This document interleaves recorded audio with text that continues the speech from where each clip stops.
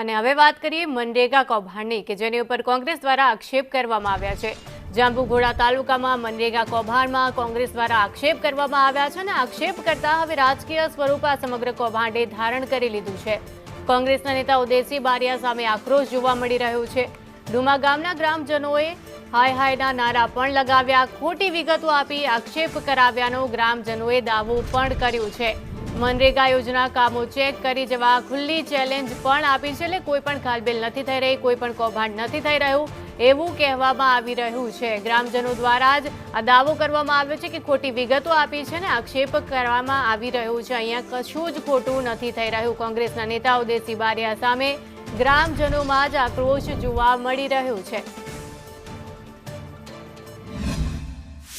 કોંગ્રેસ નેતા અમિત ચાવડા દ્વારા જે જાંબુઘોડા તાલુકા પર આક્ષેપ કરવામાં આવ્યો હતો એમાંય ખાસ કરીને સંદેશ ન્યૂઝની ટીમ પહોંચી છે ડુમા ગામ। આ ડુમા ગામ એટલે કે પૂર્વ કાયદા મંત્રી ઉદયસિંહ બારિયાનું ગામ। એવું કહેવાય છે કે ઉદયસિંહ બારિયા દ્વારા જ અમિતભાઈ ચાવડાને આ જાંબુઘોડા બાબતે માહિતી આપવામાં આવી હતી કે જાંબુઘોડામાં મોટો ભ્રષ્ટાચાર ચાલી રહ્યો છે। સંદેશ ન્યૂઝની ટીમ ડુમા ગામે જ પહોંચી છે, એમના વતનમાં પહોંચી છે અને ત્યાં જ કેટલાક ગ્રામજનો આપણી પાસે છે। જે આક્ષેપ કર્યો છે ખોટો અને ગેરકાયદેસર છે। અમારા ગ્રામ પંચાયતમાં બધા લાભો મળ્યા છે। અમને પોતાને પણ સંરક્ષણ દિવાલ મળી છે અને કેટર શેડ બી મળી છે। મારા આંગણે પેવર બ્લોક બી છે અને આ ખોટો આક્ષેપ છે। તમારા જ ગામના પૂર્વ મંત્રી ઉદયસિંહ બારિયા આ ગામના જ છે, તો એમણે એમના જમાનામાં વિકાસ નહોતો કર્યો, તો તમારા હમણાં આ વિકાસ દેખાયો, શું કહેશો આપની રીતે? મારા લગ્નને 25 વર્ષ થયા, મેં ઉદયસિંહ બારિયાનો વિકાસ જોયો જ નથી।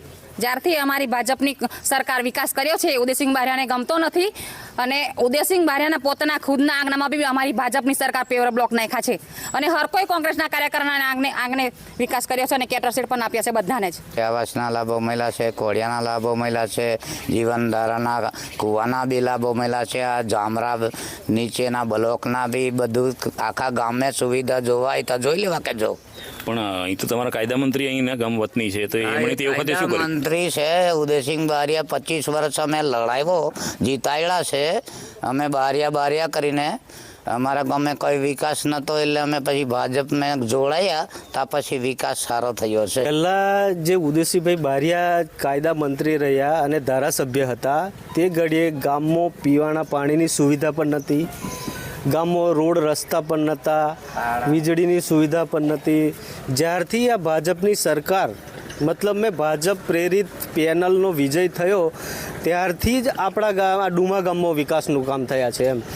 એમાં દરેક જગ્યાએ બધાને ઘરે ઘરે કેટલ શેડ આપવામાં આવ્યા છે કારણ કે આ ખેતી પ્રધાન દેશની અંદર દરેકે બધા પશુપાલન તો કરે છે, એટલે તમામને પશુપાલનને લીધે કેટલ શેડ આપવામાં આવ્યા છે।